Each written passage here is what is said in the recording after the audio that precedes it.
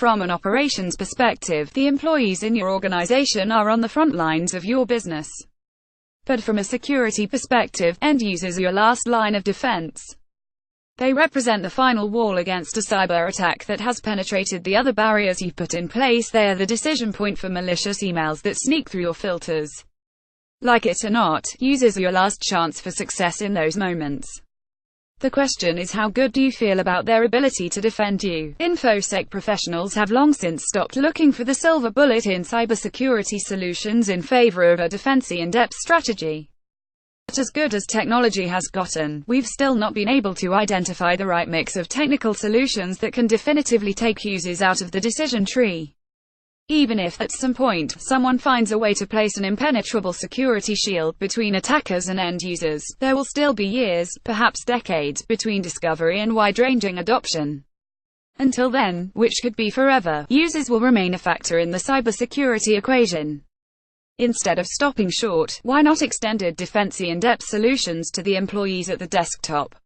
Security awareness training programs can help you shore up that last line of defense and better manage end-user risk. To deliver the most effective anti-phishing education to end users, consider these key steps. Ensure you can measure progress and returns. Wombat Security's recently released 2017 Beyond the Phish report, which presents data analysis about end-user cybersecurity knowledge about a range of topics, revealed that in both 2016 and 2017, phishing received the most attention from participating organizations from an assessment and training perspective.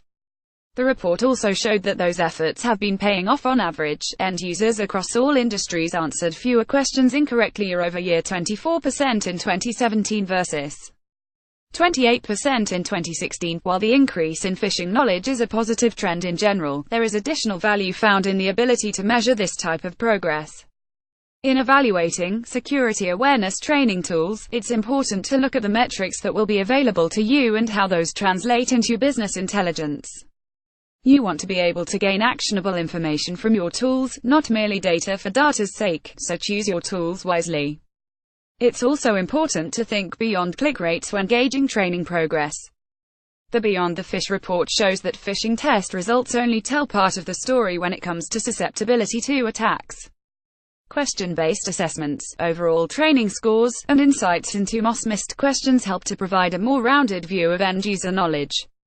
And given that risky behaviors outside of email, like improper use of free Wi-Fi, password reuse, and poor data management practices, to name a few, are contributing to organizational vulnerabilities, you should not only measure beyond the phish, you should assess and train beyond the phish.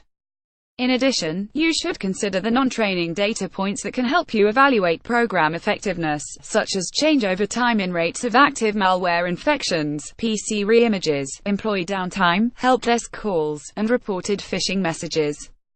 Several of these can be at least loosely, if not definitively, tied to dollars and cents. If you're delivering effective security awareness and training to employees, you should begin to see improvements in all these areas, which helps to measure success and ROI. Use targeted training to truly change behaviors. It's important that users have a good understanding of cause and effect. Unfortunately, InfoSec teams are not taking advantage of opportunities to correlate real-world events to education.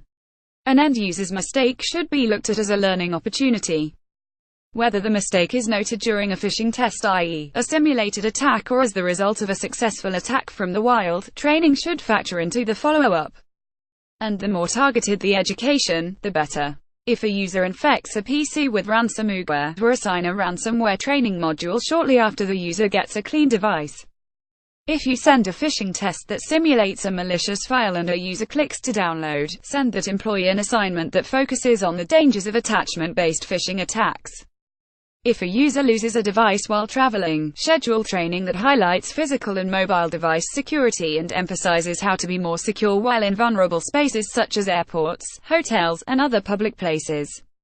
Make the distinction between a teachable moment and a training moment. As noted, end users' mistakes are teachable moments, but that doesn't mean you should drop in-depth training on your employees at that moment.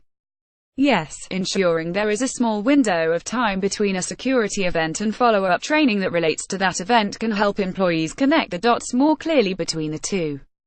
But when mistakes happen, emotions can be raw in those moments, and that emotion can override everything else, leaving employees unreceptive to learning. Think of a toddler mid-tantrum and you'll get the idea. As they say, timing is everything.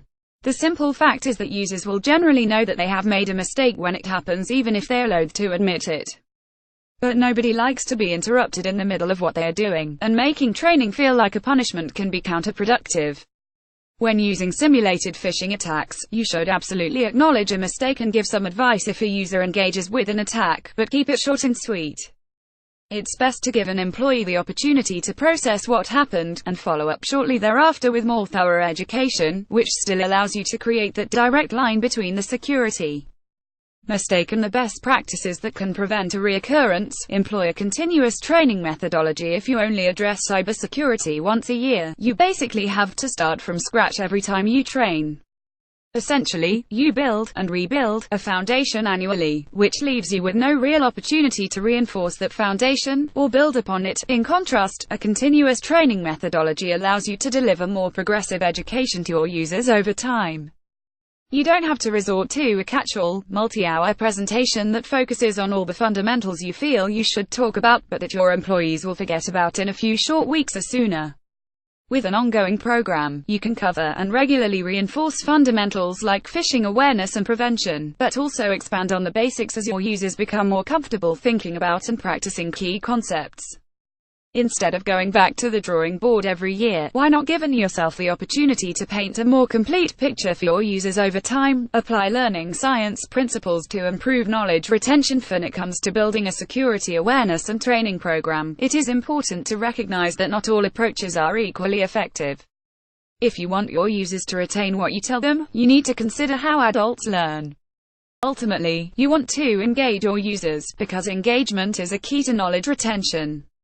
Seek key capabilities like interactivity, contextual learning, clear feedback, reinforcement capabilities, and bite-sized, digestible pieces of content. InfoSec teams cannot assume that knowledge is a constant like any skill. Cybersecurity expertise needs to develop over time, and users deserve the opportunity to grow their abilities. Tools that utilize research-driven, proven learning science principles will give you the best opportunity to create a culture of security within your organization and to realize the benefits of an educated, empowered last line of defense. Gretel Egan, Brand Communications Manager, Wombat Security Technologies. Image source Shutterstock. Geomath IE Designers.